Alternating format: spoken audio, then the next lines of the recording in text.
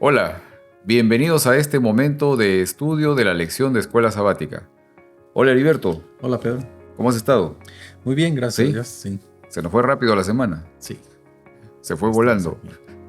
Muy bien. Y bienvenidos también amigos a este momento de estudio de la lección.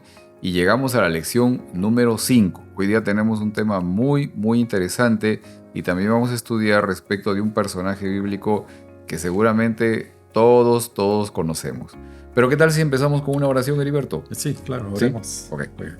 Padre nuestro, gracias te damos por la oportunidad de poder presentar tu palabra. Ayuda a los que nos escuchan para que ellos también se unan con nosotros en darte gracias y aceptar el plan que tú tienes para nosotros. Sabemos que tú tienes un plan para cada uno de los que nos escuchan, de nosotros, y que tú quieres que ese plan se haga una realidad. Danos una porción de tu Santo Espíritu para entender tu mensaje de esta tarde. En el nombre de Jesús. Amén. Amén. Muy bien. Y tenemos el título de la lección es Excusas para eludir la misión. Y recordamos un poco, Heriberto, fíjate, la semana pasada estuvimos hablando sobre la misión que Dios nos da, ¿ok? Pero ahora vamos a hablar, o por lo menos la lección menciona el tema de eludir, o sea, evadir, ¿no? Como que retirarse un poco, hacerse a un lado, o no tener o no asumir responsabilidad por la misión que el Señor nos da. ¿Okay? Y vamos a ver un poco la experiencia de un personaje que, como digo, seguramente muchos o casi todos conocemos también, un personaje que aparece en la Biblia y cuya historia aparece en un libro específico de la Biblia. ¿Okay? Y me refiero a Jonás.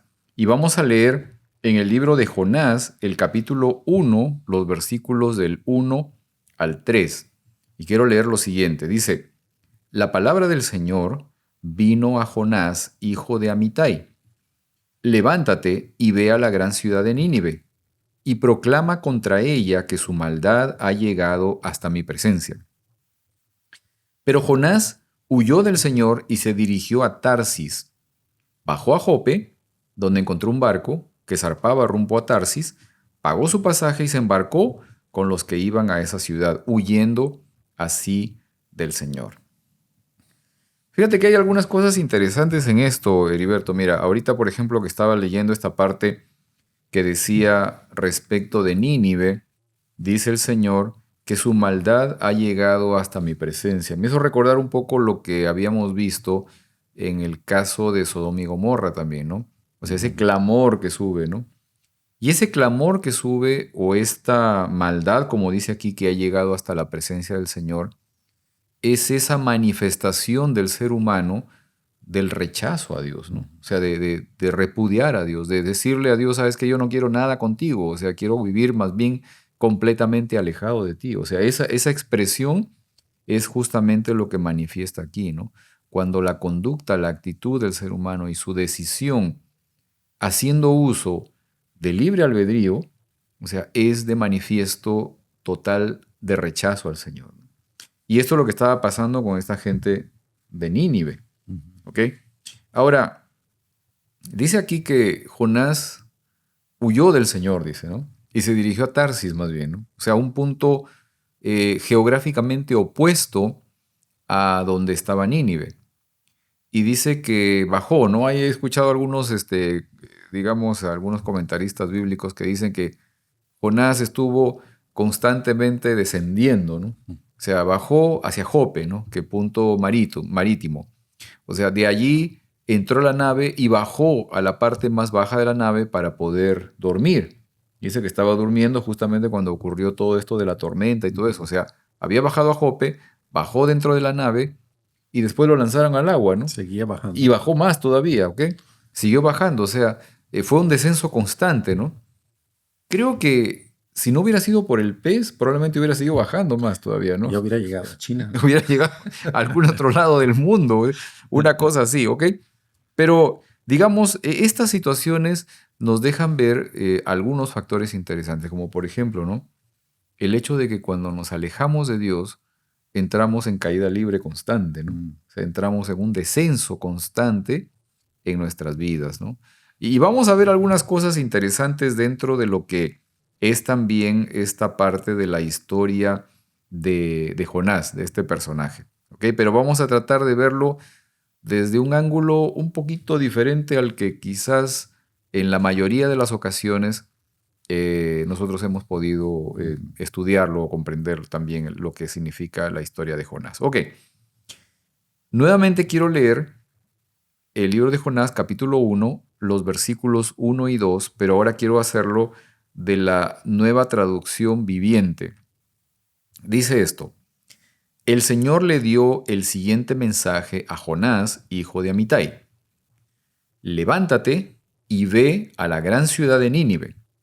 Pronuncia mi juicio contra ella porque he visto lo perversa que es su gente. ¿Ok? Es interesante, digamos, que las ideas que se mencionan aquí, hay algunas cosas que no se manifiestan cabalmente en estos versículos. Y quiero mencionar algunas cosas, creo que hace rato estábamos comentando, Heriberto, de esto, ¿no? Por ejemplo, ¿no? El nombre Jonás significa paloma, ¿ok? Eso significa el nombre Jonás. Y Tarsis, que era el lugar hacia donde estaba huyendo Jonás, significa alado o emplumado, ¿no? ¿Ok? O sea, parece que de cierta manera Jonás, paloma, se identificaba con el lugar alado o emplumado, ¿no? O sea, hacia donde estaba yendo justamente, ¿no? Ahora, la palabra Nínive o el nombre de Nínive significa casa del pez, la casa del pez, ¿no? Y es interesante de que justamente Jonás es traído por Dios hasta Nínive al final en un gran pez, ¿ya? A la casa del pez. Es curioso todo esto, ¿no? Otra cosa que me llamó la atención también es el hecho de que en la casa del pez, donde Jonás fue traído por un gran pez, se tenía que manifestar o expresar el Evangelio. O sea, una buena nueva o en todo caso una advertencia. ¿Ok?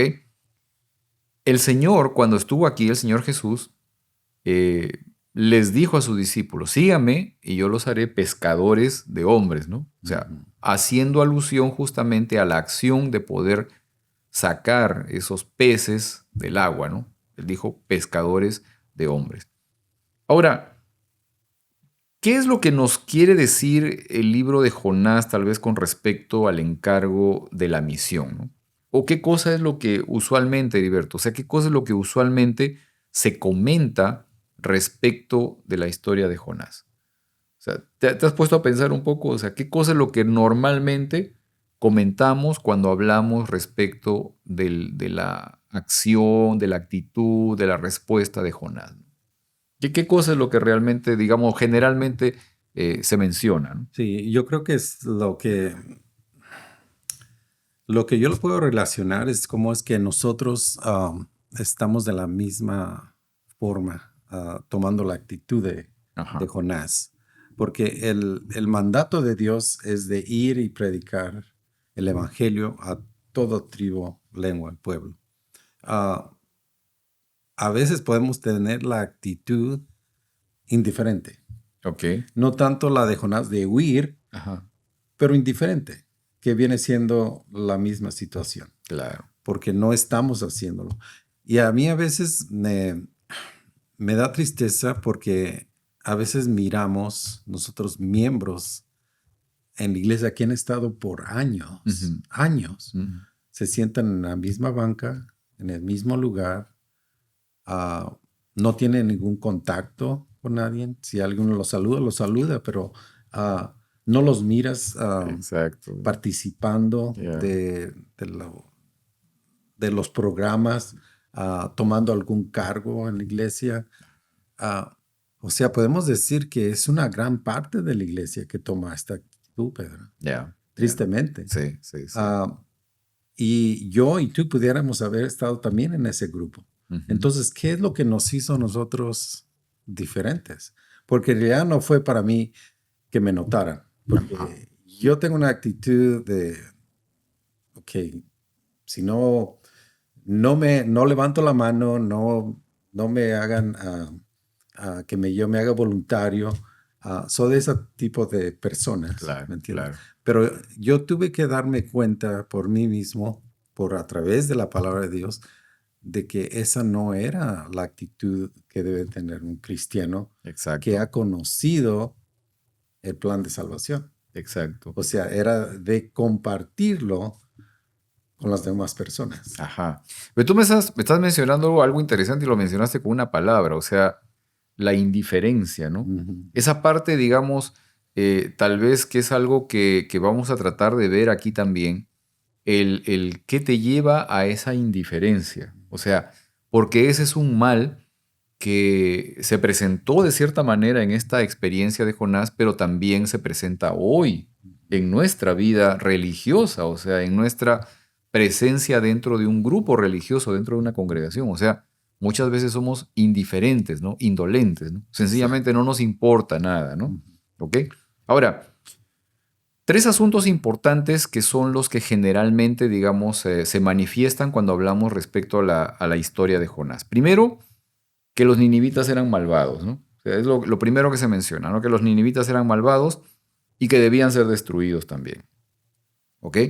En este caso, por ejemplo, cuando se habla del clamor que llega hasta la presencia de Dios, como dije antes, nos hace recordar incluso lo que se menciona en el caso de Sodoma y Gomorra, ¿no? Porque también hay un clamor de estos lugares que sube hasta la presencia de Dios, que en realidad lo único que manifiesta es el rechazo de las personas a Dios, ¿no? O sea, Ujú. sencillamente no quieren saber nada con Dios, ¿ok?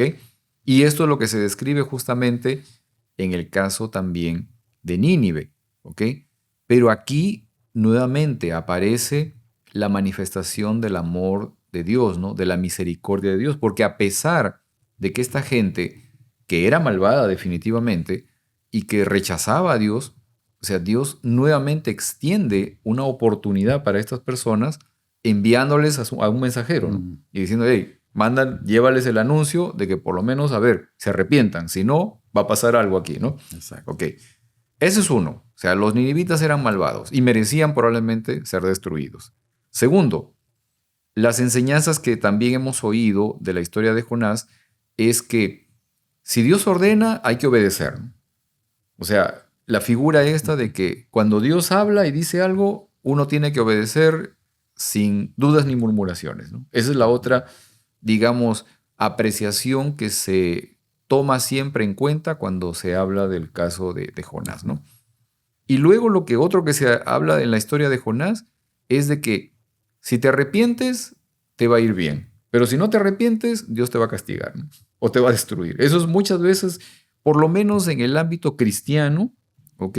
No necesariamente dentro de lo que significa la iglesia, en fin. O sea, pero en el ámbito cristiano en general, muchas veces se menciona eso. O sea, esa figura, ¿no? De que si te arrepientes, te va bien. Y si no te arrepientes, Dios te va a destruir, no te va a castigar. ¿Ok? Ahora, ¿por qué crees, tal vez, Heriberto, que Jonás prefirió no ir a Nínive y más bien irse en dirección contraria, ¿no? O sea, alejarse, irse para otro lado. O sea, en lugar de ir a anunciarles la palabra de Dios, ¿no? ¿Qué motivos encuentras en la historia para que Jonás prefiriera huir de su misión? Ujú. Pero ahorita estamos mirando algo muy relevante en el Medio Oriente, Ajá, ¿verdad? ajá, Porque hemos visto cómo el pueblo de Israel fue atacado por una gente malvada, así. ¿verdad? En el caso de Jonás, él había visto lo mismo en su tiempo, Ujú. que ellos eran malvados, eran malos, habían dado muerte a muchos de sus compatriotas de él Así, también. así. Ahora, poniéndome yo a hoy, en nuestro día, es muy fácil mirar como lo que está sucediendo simplemente la venganza, vengarse por lo que hicieron a mujeres, niños y todo lo que pasó. Podemos tener la actitud de Jonás o podemos tener la actitud de Jesús, Ajá. ¿verdad? De perdonar. Porque ahí hablaste nuevamente, o sea, el tema de la indiferencia o en todo caso el tema de la misericordia, ¿no? Exacto. Ok. Fíjate, Jonás capítulo 4, versículos 1 y 2 dicen esto, ¿no? Cuando hablamos un poco de este tema de huir, ¿no? De la misión, o sea, de alejarse más bien de ello. Fíjate lo que dice Jonás. Dice, pero esto disgustó mucho a Jonás y lo hizo enfurecer, dice, ¿no? Así que oró al Señor de esta manera. Oh Señor, ¿no era esto lo que yo decía cuando todavía estaba en mi tierra? Por eso me anticipé a huir a Tarsis, pues bien sabía que tú eres un Dios misericordioso y compasivo, lento para la ira y lleno de amor, que cambias de parecer y no destruyes. O sea, al parecer en esta situación, en esta expresión de Jonás, él se había enojado porque al final Dios no destruyó al malvado, aparentemente, ¿ok? Pero vamos a ver luego de que en realidad encierra otras cosas más todavía, ¿ok? Pero aquí Jonás está reconociendo que Dios es compasivo, que Dios es misericordioso, que Dios es lento para la ira y lleno de amor siempre. O sea, él está reconociendo esto, ¿no? Ahora, fíjate que Jonás era hebreo, ¿ok? Jonás era hebreo. Y dentro de la perspectiva hebrea, ¿no? En la cosmovisión hebrea, ¿cómo se consideraban ellos en el contexto espiritual, ¿no? O sea, ¿cuál era la perspectiva propia de esa gente y cómo consideraban, por ejemplo, a los extranjeros? Pues sabemos nosotros por las lecciones anteriores cómo es que ellos habían adquirido la sabiduría de Dios y la habían tomado para ellos mismos. Simplemente la habían hecho particular de ellos, del pueblo de Israel. Así es. Y a todo fuera del pueblo de Israel estaban destituidos de la gracia de Dios. Fíjate que esto es curioso, Heriberto. O sea, digamos, esta gente ya desde ese entonces asumían de que eran receptores exclusivos de la bendición de Dios, ¿no? Y que cualquier persona fuera del espectro, ¿no? Fuera de la nacionalidad incluso de ellos, no tenía ningún tipo de opción o de beneficio de esa bendición de Dios. Esa era un poco la figura, ¿no? Quizás en la actualidad, por ejemplo, hablando del cristianismo en general, tal vez podríamos considerar de que el cristianismo asume de que es el benefactor, el receptor de la bendición de Dios. Y que quizás gente de otro tipo de religiones no tienen ese mismo beneficio o no van a tener esa misma bendición, ¿no? O sea, a veces pensamos de esa manera. Ahora, ¿te diste cuenta del malestar de Jonás al expresar justamente la idea de que Dios es un Dios misericordioso, compasivo, lento para la ira, etcétera? ¿Por qué crees tú que la misericordia de Dios enojó tanto a Jonás? Porque, o sea, hace algo contradictorio porque Jonás justamente era el representante de Dios, era la voz de Dios ante los demás, ¿no? Pero Sí. ¿por qué lo enojó tanto esto, no? Porque yo creo, Pedro, lo que sabía es la maldad que el pueblo había hecho. Ajá. Sabía lo malo que eran. Él en su mente quería la destrucción para este pueblo. Ok. Simplemente quería la destrucción. Como Dios le había dado la tarea de llevarles un plan de salvación, Ajá. sabía que si no se los llevaba, ellos se iban a perder. Ok. A veces pensamos que nosotros somos los únicos que podemos llevar ese mensaje de salvación Ajá. a otras personas.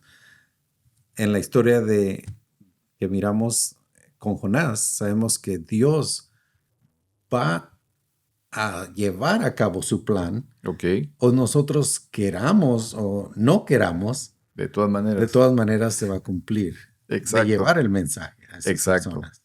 ¿Con nosotros o sin nosotros? Con nosotros o sin nosotros. Se va a cumplir el plan de Dios. Eso es real, ¿no? Ahora fíjate, hay una cosa también aquí, Heriberto. O sea, Jonás está molesto aparentemente por la misericordia de Dios, o sea, porque Dios es generoso y porque al final Dios no destruyó a los ninivitas. Pero hay una condición interesante también porque los judíos, los hebreos, tienen una perspectiva también respecto de este libro, que no es precisamente la misma que se tiene en el cristianismo, que eso es lo que yo acabo de mencionar, o sea, estas cosas, ¿no? El hecho de que los ninivitas eran malos y merecían ser destruidos, ¿no? De que hay que obedecer a Dios sin dudas ni murmuraciones, o tal vez la otra parte que vi justamente, que era de que en la historia de Jonás, o sea, o te arrepientes o Dios te castiga, ¿no?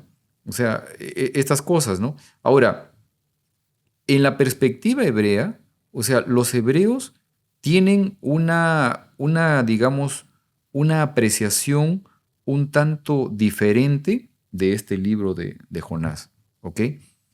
Y en la perspectiva hebrea, o sea, Jonás no quería ir a Nínive porque sentía vergüenza de su propio pueblo, ¿ok? Por esto, porque él sabía, y eso es lo que le menciona a Dios, o sea, él tenía idea de que existía una alta posibilidad de que los ninivitas, con el mensaje que les diera, se iban a arrepentir.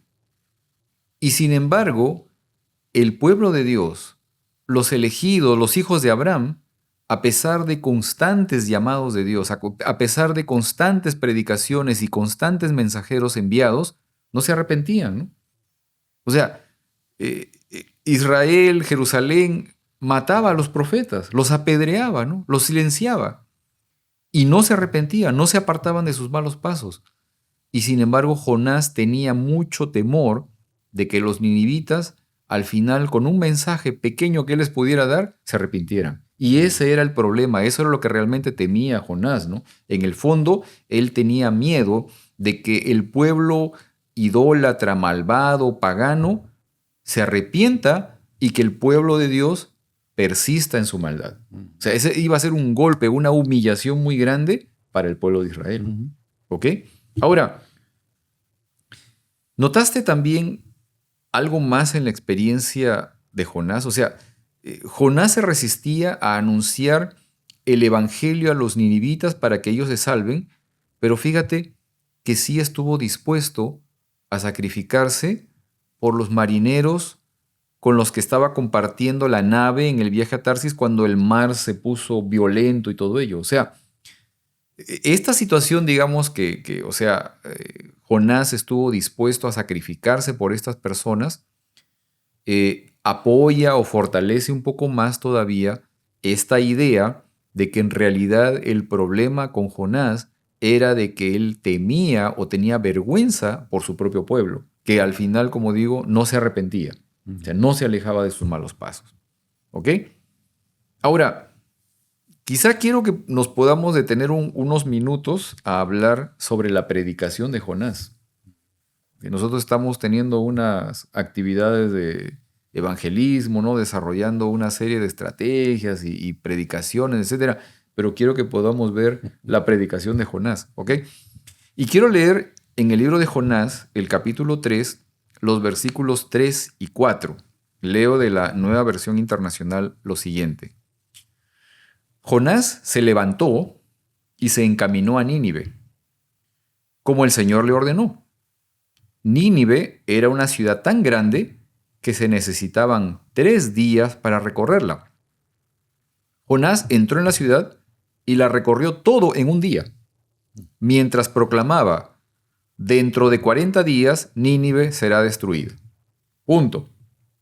Ese era el mensaje de Jonás. Ese era su sermón. Su evangelismo era ese, ¿no? Dentro de 40 días Nínive será destruida. Ahora, fíjate que el versículo menciona que la ciudad era tan grande que se necesitaba 3 días para recorrerla toda. Pero dice que Jonás tomó un solo día y en un solo día dio esa predicación. En un solo día recorrió toda la ciudad. Yo no sé si lo hizo corriendo, tal vez lo hizo en un caballo, yo no sé, o sea, cómo lo hizo, pero el asunto es de que se tomó 1/3 del tiempo normal para recorrer la ciudad y predicar ese mensaje. Y el mensaje de persuasión, el mensaje de llamado a arrepentimiento, etcétera, etcétera, era solamente este. Dentro de 40 días, Nínive será destruida. Punto. Eso era todo. Eso era todo, ¿no? Ahora, ¿qué información relevante sobre el esfuerzo evangelístico de Jonás podemos ver aquí, ¿no? O sea, ¿qué tipo de estrategia, de sermones, de persuasión, insistencia para toma de decisiones fue la que desplegó Jonás aquí? Interesante porque aunque es corto el mensaje, pero es al punto. Al punto. Al punto. Porque yo me imagino a las personas de Nínive inmediatamente poniéndose a estudiar. ¿Por qué? Ajá. ¿Quién es? ¿Quién es el que nos va a destruir? ¿Por Ajá. qué? ¿Y qué debemos de hacer? Ok. Y yo creo que es lo mismo que nos pasa hoy en día, Pedro, porque sabemos que tenemos un mensaje también corto. Es Jesús viene, Ajá. arrepiéntete. Ajá. Y es el mismo. Ok. Porque nosotros tenemos la misma situación hoy en nuestro tiempo. No tenemos mucho tiempo. Y el tiempo aprecia cada vez más. Miramos Ok. las señales en el mundo, en todos lugares. Entonces nuestro mensaje debe ser en sí. Tenemos el mensaje de los tres ángeles, que es corto, al punto, pero que embarca mucho, ¿verdad? Ok. Ok. Otra cosa más todavía, Heriberto. O sea, en este mensaje de dentro de 40 días Nínive será destruida, ¿qué afirmaciones doctrinales encontramos aquí, ¿no? ¿Te has puesto a pensar en eso? O sea, no hay nada allí, ¿no?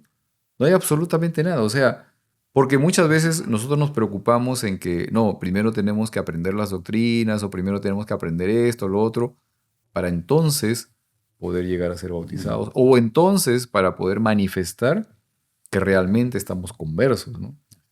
Cuando en realidad no es así. O sea, el arrepentimiento, que no es en realidad esta posibilidad de dejar de hacer lo malo. O sea, obviamente el arrepentimiento te lleva, te aleja de hacer lo malo. Pero en realidad el arrepentimiento no es eso. O sea, el arrepentimiento tiene que ver con un cambio en tu mente, ¿no? O sea, con un cambio en la manera como tú consideras a Dios, ¿no? Y el conocimiento que tengas de Él. O sea, esa parte es fundamental. Y eso sí te va a llevar a que tu vida cambie, obviamente, que se transforme, ¿no? Que tus acciones sean distintas, ¿no? Que tu conducta sea diferente. Y esto fue lo que ocurrió con los ninivitas, ¿no? O sea, porque desde el rey, o sea, dijo, no, no, no, sencillamente ayuno, señores, y todos, si se visten de cilicio, se visten de negro, hasta los animales, o sea, todos, ¿no? Y 40 días y esperemos de que el Señor no nos destruya en este momento, porque había una cosa interesante, o sea, para los ninivitas no era de que este personaje era desconocido tampoco, o sea, o por lo menos ellos sabían perfectamente quiénes eran estos personajes, o como en el caso de Jonás también, ¿no? O quiénes eran los israelitas, o sea, conocían del Dios de los cielos, o sea, ellos sabían perfectamente. Una vez que recibieron la advertencia, por muy breve y concisa y al punto, sencillamente dijeron, no, o sea, tenemos que hacer algo y vamos a cambiar, ¿no? Y lo hicieron todos. Fíjate, es interesante que el pueblo pagano, ¿no? El pueblo malvado, sanguinario, se arrepiente. Pero en este caso, manifestado justamente por Jonás, ¿no? El pueblo de Dios, el pueblo elegido, ¿no? No lo hace. O sea, a pesar de constantes llamados, a pesar de constantes predicaciones, a pesar de enviar a muchos mensajeros, profetas, no lo hace. O sea, no se arrepiente, ¿no? Ahora, ¿por qué el pueblo judío, ¿no? A pesar de los constantes llamados de Dios, no se arrepiente? Pero los paganos sí lo hacen. ¿Te has puesto a pensar en eso? Yo creo que nosotros como seres humanos somos, como se dice, somos personas de hábito. Nos habituamos a hacer algo y a veces esa tendencia a hacer algo lo igual siempre es nuestro peor enemigo. Ajá. Nosotros nos acostumbramos, estamos contentos en la iglesia, tenemos trabajo, tenemos comida y eso nos pone en una situación de complacencia, Así en es. donde nosotros pensamos que no necesitamos Que no nada. necesitamos nada, ¿no? Quiero leer, fíjate, Heriberto, de lo que dice Pablo respecto a esto, ¿no? Romanos capítulo 9, versículos del 30 al 32. Pablo menciona, dice, ¿qué concluiremos? Pues que los no judíos que no buscaban la justicia la han alcanzado. Me refiero a la justicia que es por la fe. En cambio, Israel, que iba en busca de la justicia a través de la ley, no ha alcanzado esa justicia. ¿Por qué no? Porque no la buscaron mediante la fe, sino mediante las obras, ¿no? Como si fuera posible alcanzarla así. Y esto es algo que ocurre, ¿no? En nuestra realidad, probablemente en el presente, ¿no? En nuestra realidad religiosa, ¿no? Muchas veces nosotros mismos nos consideramos el Israel espiritual, ¿no? O sea, los benefactores, los receptores de la bendición de Dios. Y sin embargo, a veces entramos en lo que mencionabas al comienzo, o sea, en esa indiferencia, ¿no? ¿Indiferencia de qué? De la necesidad espiritual de otras personas o de las necesidades distintas, diferentes de otras personas, ¿no? O incluso de la necesidad de poder cumplir una misión para la cual fuimos llamados también. O sea, esa indiferencia es algo latente, ¿no? Constante. ¿De qué manera podemos nosotros superar esa indiferencia? ¿O de qué manera podríamos, por ejemplo, animar a las personas que vemos que están sumergidas en esa indolencia, en esa indiferencia, para que salgan de esa realidad o de esa situación? ¿Qué podríamos hacer? Bueno, yo creo que una de las cosas que nos pueden sacar de esta situación en la que nosotros nos encontramos, en donde estamos contentos en nuestra situación, es simplemente mirar a nuestro alrededor, Pedro. Sabemos, conocemos las señales, miramos que las señales cada vez se están haciendo cada vez más y más presentes en nuestras vidas. Eso pudiese despertar a cualquiera para decir, todo está cambiando. Claro. Pero si creemos que esto siempre va a seguir igual, nos va a encontrar la venida de Jesús dormidos todavía. Así es que nosotros tenemos que despertar de este estupor donde nos encontramos y darnos cuenta que no, Cristo viene pronto. Uh-huh. Tengo que trabajar, no porque yo quiero ser salvo, pero que yo quiero que mi hermano sea salvo también. Amén. Claro, para que todos estemos juntos en la segunda venida de Jesús. Amén. Creo que esto es una fuerte motivación, ¿no? Por ejemplo, la dedicación primero por nuestros seres amados, o sea, nuestra familia, ¿no? Las personas directas que dependen de uno, por las personas que conocemos, nuestras amistades, los miembros de nuestra congregación, ¿no? O sea, también, digamos, dedicar el esfuerzo necesario para poderlos motivar a que ellos también conozcan al Señor, ¿no? Y se puedan relacionar con Él constantemente. O sea, creo que este esfuerzo o esta parte es algo necesario, es algo importante y que justamente puede lograr que salgamos de manera corporativa de a veces ese letargo, ese sueño, ese estupor que se menciona, o incluso la indiferencia de poder ver la necesidad alrededor nuestro y sencillamente no prestarle atención, sencillamente ignorarla de manera completa. Así es. Muy bien, gracias Heriberto también por este momento de estudio y gracias también a ustedes amigos por acompañarnos. ¿Qué tal si terminamos con una oración? Oremos. Sí, vamos a orar. Te agradecemos, Señor, por tu bendición, por la posibilidad de que a través de la misión que tú nos entregas, Señor, también nos capacitas, nos llenas de poder, nos das la posibilidad de poder recibir también, Señor, la presencia de tu Santo Espíritu y calificarnos para realizar esa labor que tú nos entregas. Que al recibir tu bendición, Señor, podamos ser de bendición también para otras personas. Que al poder recibirte a ti, Señor, también podamos mostrarte a los demás el Dios de amor que nosotros conocemos.